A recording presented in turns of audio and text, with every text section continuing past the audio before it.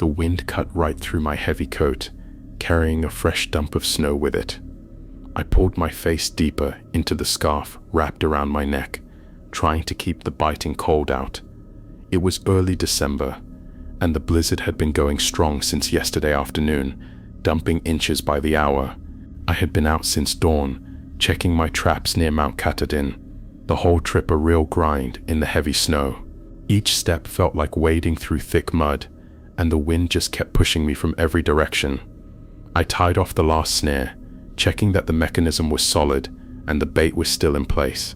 My fingers were stiff, even inside my thick gloves, and I could feel the cold starting to creep into my bones. That was my cue to head back. My cabin was a few miles deeper into the woods, just me and nothing else for miles. As I started to pack up my gear, kicking snow off my boots, I noticed them, fresh in the powder that had fallen in the last hour. A set of tracks. They were huge, way bigger than anything a white-tailed deer would leave, and they had a strange cloven shape that moose didn't make. These were some animal prints I had never seen before in all my years out here. The tracks were spaced out too, like whatever made them had long legs and moved with a purpose. It looked like the creature was running. That definitely grabbed my attention. I stopped what I was doing, my hand hovering over my rifle sling. There was no mistaking it. They looked exactly like hoofprints. These weren't deer or any common forest animal. A chill, colder than the wind biting at my ears, went right through me. It was a bad feeling, the kind that made the hair on your arms stand up even when you were freezing. The tracks led straight out of the trap line and towards my remote, isolated cabin. My cabin was tucked away, far from any roads or other people. You had to know where you were going to even stumble upon it, let alone leave a trail of tracks right to the front door during a blizzard.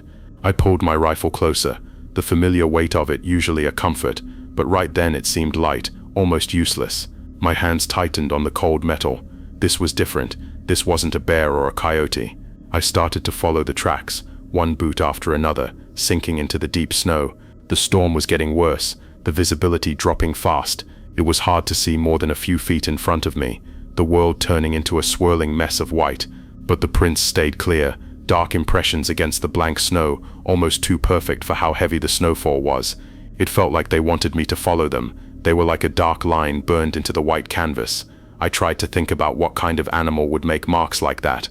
Bears should have been hibernating by now, especially with how cold it was getting. Plus, bear tracks were different, big paw prints with claws, not cloven hooves. A moose would leave big rounder tracks, not these weird pointed ones. Nothing I knew in these woods made tracks like that. That idea didn't sit well with me at all. It just didn't make any sense. I picked up my pace, my legs pushing harder through the deep drifts. The silence of the woods pressed in, broken only by the crunch of my boots and the relentless howl of the wind. Even the usual sounds of the forest, the creak of branches, the rustle of hidden animals were gone, swallowed by the storm. It was just me and these unsettling tracks. The prints kept going, unwavering, leading me like some macabre guide. They never veered off course, never seemed to hesitate, just a straight line through the rising snow, right towards my home.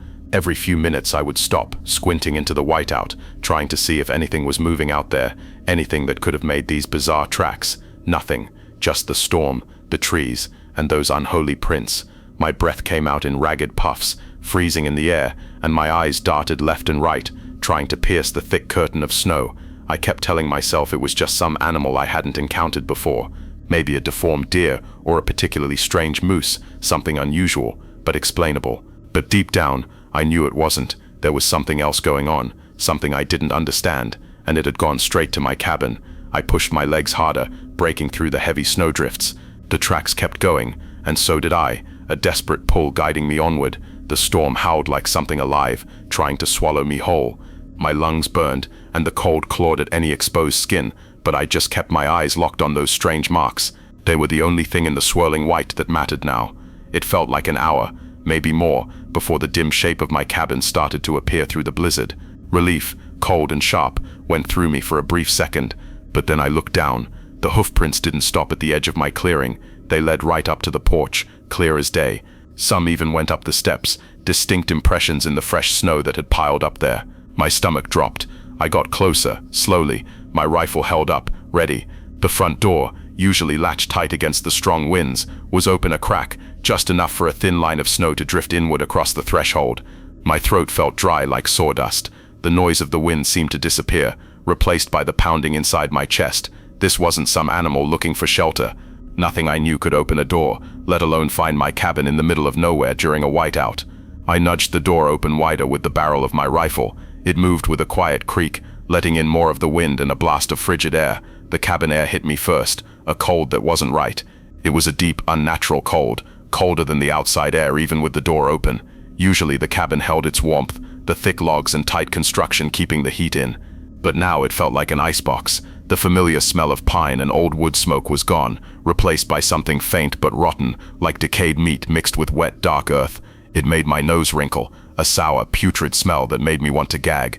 I stepped inside, my boots crunching a little on the snow that had blown in. The living room was quiet, too quiet. The usual settling noises of the cabin, the slight creaks and groans of the old wood weren't there. Everything felt frozen, held still. My eyes darted around, searching every shadow, every corner. Nothing seemed out of place. My worn couch still sat by the cold fireplace, the small table cluttered with my books and a half-finished mug of coffee.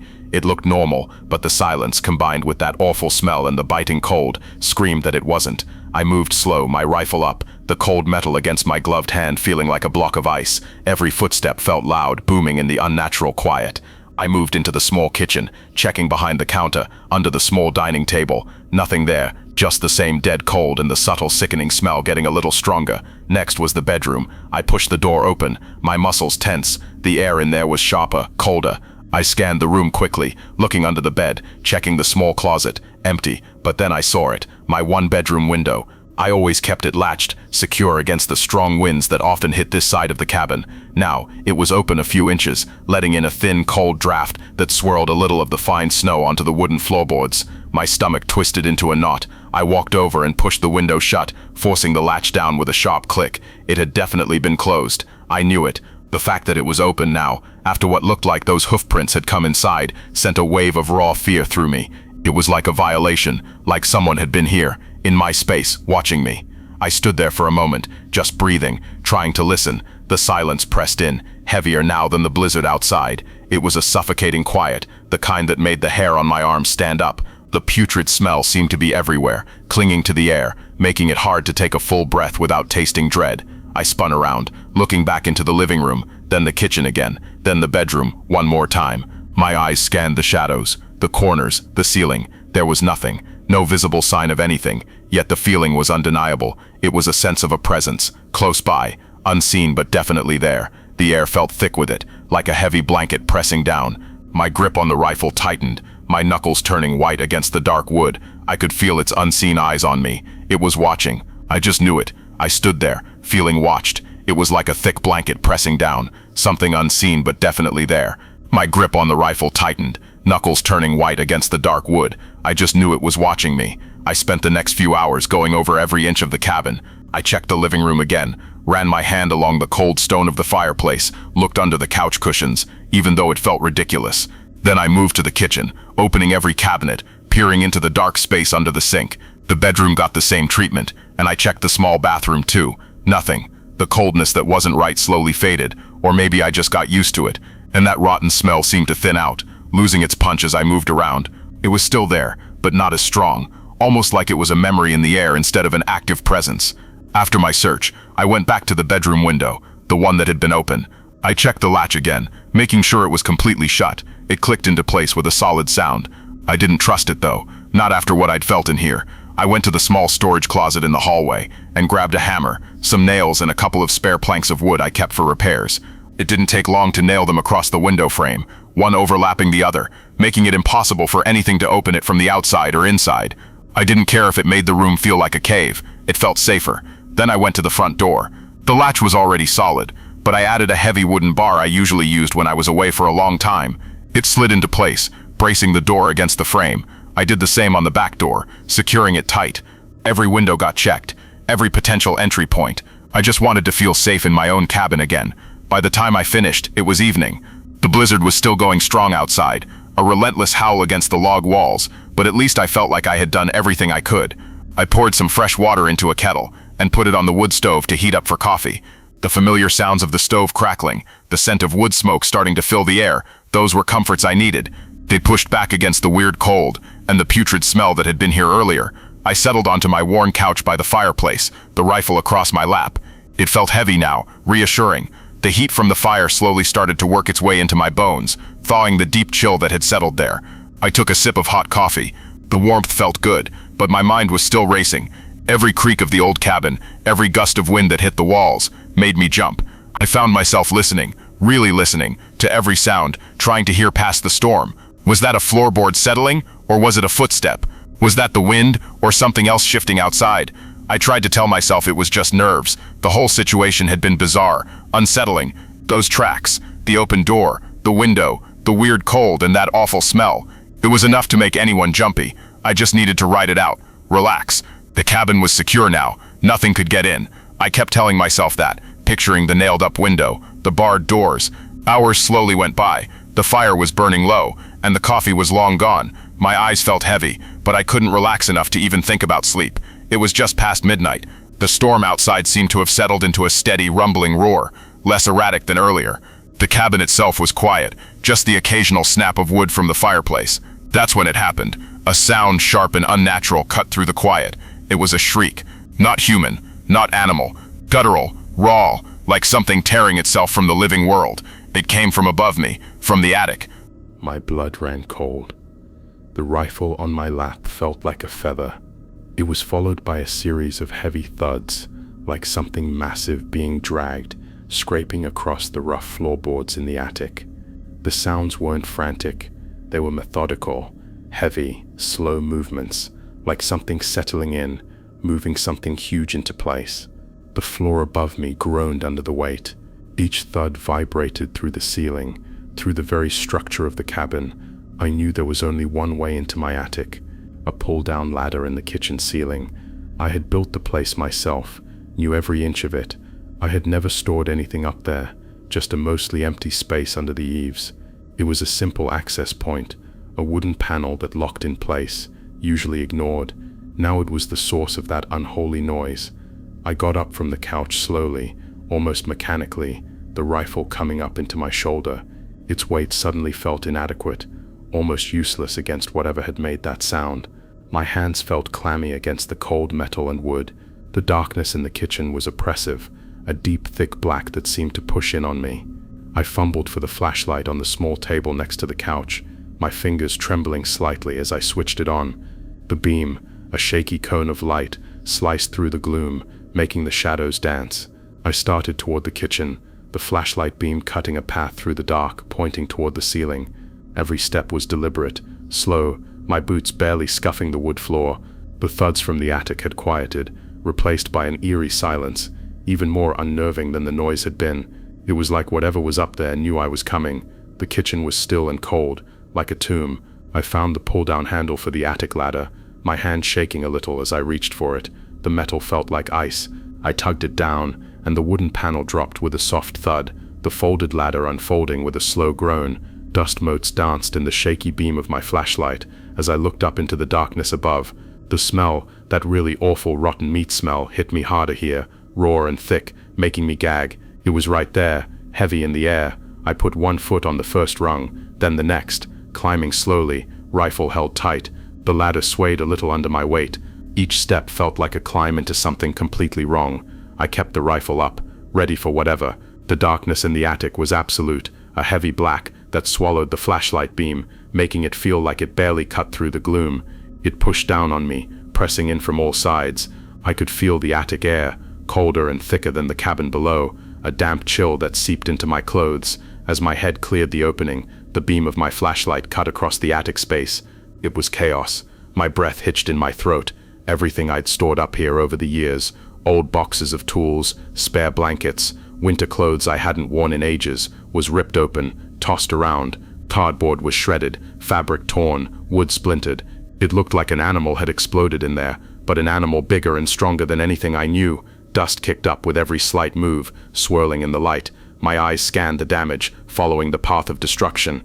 Furniture I had stored, broken chairs, an old dresser, stood overturned, legs pointing toward the rough ceiling. It looked like whatever was here had just torn through everything without any effort at all. I noticed long, deep scores in the wooden beams of the attic frame, rough gouges that looked like they were made by something with massive claws. These weren't small marks. They were deep, tearing into the solid wood like it was soft pine. The putrid smell was overwhelming, stuck to everything, a sickly sweet decaying odor that made my stomach clench. I could barely breathe without tasting it. It was so strong it felt like smoke. I moved the flashlight around slowly, following the trail of destruction, the rifle still up. My boots crunched on splintered wood and scattered debris. The silence was thick, pressing in. Every nerve in my body screamed at me, telling me to get out, but I kept pushing the light into the shadows. That's when the beam landed on it. In the deepest corner of the attic, hunched low against the far wall, was a creature. My blood went cold. It didn't move at first, just stayed there like a dark shape, melding into the shadows. Its skin looked slick, dark, almost oily in the flashlight beam, like old wet leather. Dirty, maybe. It was bent over, its back to me, making it hard to see its full size. Then it slowly pushed itself up, turning its head. Its eyes glowed, a sickening, intense yellow that burned in the gloom. They fixed right on me, hot and hateful. My breath caught. Its head was small, almost too small for its neck, but its body was massive, muscled, and wide across the shoulders. Its limbs looked powerful, thick with muscle. Long, sharp claws, black and jagged, stuck out from its hands, scraping a little against the floorboards as it moved. And its feet, they were cloven hooves, split in two, heavy and dark. They matched the prints I had followed in the snow, the ones that led right to my door. This thing wasn't from any world I knew. It was straight out of the worst nightmares I'd ever had. Its chest looked too broad, its joints too thick. Its whole shape looked wrong, like some kind of twisted reptile standing upright. It was an unnatural being. Everything about it was just utterly, completely wrong. It let out a low growl, a guttural rumble that vibrated through the floorboards. Then, fast, unbelievably fast, it lunged. It covered the distance from the corner to me in a sickening blur, much quicker than something that big should have been able to move. My finger was already on the trigger. I fired the rifle, a deafening crack that exploded in the tight space of the attic. The noise was shocking, bouncing off the low ceiling and wooden walls, making my ears ring. The creature roared, a sound of pure fury and deep pain. It was a raw, ripping sound that tore through the ringing in my ears. The shot hit it. I knew it did, somewhere in its huge mass. The creature stumbled, losing that terrifying momentum, and pulled back, melting into the shadows of the attic again. It moved with surprising agility for something so huge, a jerky, fast retreat further into the dark, away from the light. I stood there, rifle still up, the ringing in my ears slowly fading, replaced by the sound of my own ragged breathing. I knew I couldn't stay up here. One shot, and it had barely slowed it down. It was too fast, too strong, and I was trapped on this ladder. I took a slow, deliberate step back, pulling my foot off the ladder rung. Another step, slowly backing away, my eyes still fixed on the darkness where it had disappeared. I could still see the faint, glowing yellow of its eyes, fixed on me, unblinking. It was watching, waiting.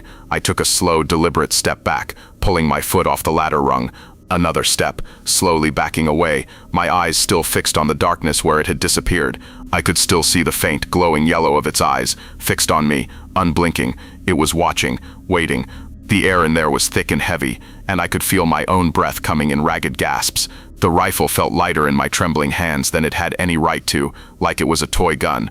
I knew I couldn't stay up there. What was I even thinking? One shot, and it had barely slowed it down. It was too fast, too strong, and I was trapped on this ladder. I moved as fast as I could without making too much noise, getting down from the ladder rung by rung. My boots hit the kitchen floor, a soft thud that probably sounded like thunder to whatever was still up there. I reached up and shoved the attic ladder back into the ceiling, the wooden panel clicking shut with a softer sound than I expected. It still felt too loud. The rotten meat smell was less intense down here, but it still hung in the air, a cloying reminder. I looked around the kitchen, my eyes sweeping over every familiar object. I needed something heavy, something that would keep that thing from just pushing the panel open again. My gaze landed on the big old wooden chest I used to store firewood, usually kept right by the back door. It was solid, made of thick oak, and full of kindling. It was heavy, too heavy to move easily, which was exactly what I needed. I got behind it, grunting as I pushed, dragging the chest across the wooden floor. It scraped along, a loud grating noise that made my teeth ache. I knew I was announcing my presence, but I didn't care. I needed to block that attic entry. I pushed and shoved until the chest was directly under the attic panel, settling it right in the middle, bracing it against the floor. It wasn't perfect, but it would buy me some time, maybe enough. My mind was racing. I couldn't fight that thing. My rifle had barely even phased it, just made it mad. What was I supposed to do? Go hand to hand with that twisted demon from the pit? No way. I needed a plan, something that didn't involve me trying to shoot it again. I thought about the blizzard, still raging outside, the biting cold that permeated everything. And then it hit me. I could use it. I could use the cold. I went back to the attic entrance. The chest was keeping it secure for now, but I knew it wouldn't last if that thing really wanted out. I needed a trap, a real trap. I found the heavy rope I used for hauling logs, thick and strong, and pulled it from the hook in the pantry. Then I remembered the old handsaw I kept in the shed, the one with the big serrated blade that was mostly rusted. I'd taken it apart years ago to fix it, and the blade was still around somewhere. I rummaged through a box of old tools under the stairwell and found it, the metal still sharp in places, jagged edges from years of use. I spent the next few minutes rigging a crude but effective snare around the attic entrance. I tied the rope tightly to the joists in the ceiling, leaving a loop hanging directly over the panel. Then I carefully attached the serrated saw blade pieces to the rope, arranging them so they would wrap around anything that came bursting through. I camouflaged the whole thing with some old blankets and torn up clothes I'd pulled from the ripped up boxes the creature had ravaged in the attic. It looked like just more detritus hanging around, but if something hit it with force, it would snag. Once the trap was set, I moved quickly through the cabin. I went to every window, sliding the wooden planks off, unlatching them, and pushing them wide open. The frigid Maine air immediately rushed in, carrying swirling snow with it. It hit the inside of the cabin like a punch, a blast of Arctic cold. I could hear the wind howl, louder now that the barriers were down. I went to the front door, unbarred it, and pulled it open, letting the full force of the blizzard rip through the entryway. It was like I was inviting the storm inside, turning my warm home into an icebox. The heat from the fireplace was gone in seconds, sucked out by the brutal cold. I knew the creature was still up there. I could sense it, that heavy, oppressive feeling, even if I couldn't hear it anymore. It was waiting, probably trying to figure out what I was doing. I had to make it a clear choice. I had to make it believe it had an escape. The moment the front door was open, a guttural roar erupted from the attic panel. The heavy wooden chest shifted, groaning under a sudden powerful impact from above. The creature knew. It sensed the opening, the change in the air, the cold rush. It burst through the attic entry. The panel splintered and fell to the floor with a crash, narrowly missing the chest. It didn't even touch the attic ladder, just ripped through the wooden panel itself. Its massive body came tumbling through, landing right in the snare I'd rigged. The rope pulled taut, snapping around its limbs. It thrashed and shrieked, a sound of pure, unadulterated fury and pain. Its roars were muffled now, swallowed by the howling wind that rushed through the open doors and windows. It struggled, tearing at the rope and the saw blades, trying to pull free. I could hear wood splintering, the sounds of its claws rending the floorboards as it fought the trap. I didn't wait. I retreated outside into the blizzard, pulling the front door mostly shut behind me, leaving a crack open just enough to see. The snow whipped around me, blinding me for a second, but I pushed through it, moving away from the cabin, taking cover behind a thick stand of pine trees. From there, I watched. The cabin was a vortex of wind and snow now. I could still hear the creature thrashing inside, its howls growing weaker, more desperate as the cold seeped into its massive form. It fought with every bit of its unnatural strength, but the snare held, digging deeper with every struggle. The frigid Maine air, relentless and unyielding, poured into the cabin, chilling the creature to its core. I watched as its movements grew slower, more sluggish. The roars lessened, turning into ragged, choked gasps. It was losing its battle against the cold, against the trap. Dawn broke slowly, a pale gray light pushing through the swirling snow. The blizzard was still going, but it felt like it was starting to lose its force. The wind dying down a little. The cabin was silent. The thrashing had stopped. The howls had stopped. Nothing but the whisper of the wind remained. I waited until the first rays of morning sun touched the cabin, painting the snow-covered logs with a faint orange glow. Then slowly, cautiously, I approached the front door. I pushed it open the rest of the way. The air inside was bitter cold, colder than outside. I thought the creature was still there, caught in the snare, its limbs tangled in the heavy rope and serrated metal. But it wasn't moving. It was a grotesque frozen statue, covered in a thin layer of frost. Snow had drifted in through the open windows, dusting its slick, dark skin. Its yellow eyes were still open, fixed on the ceiling, but they were dull now, glazed over with ice. Its threat was finally neutralized, stopped by nothing more than rope, metal, and the brutal cold of a Maine blizzard. I just stood there, watching the morning sun rise, the snow still falling around the silent cabin. The immediate danger was past. The cabin was safe again, but the memory of the creature, its glowing eyes, that awful smell, it would forever haunt my isolated life out in the woods.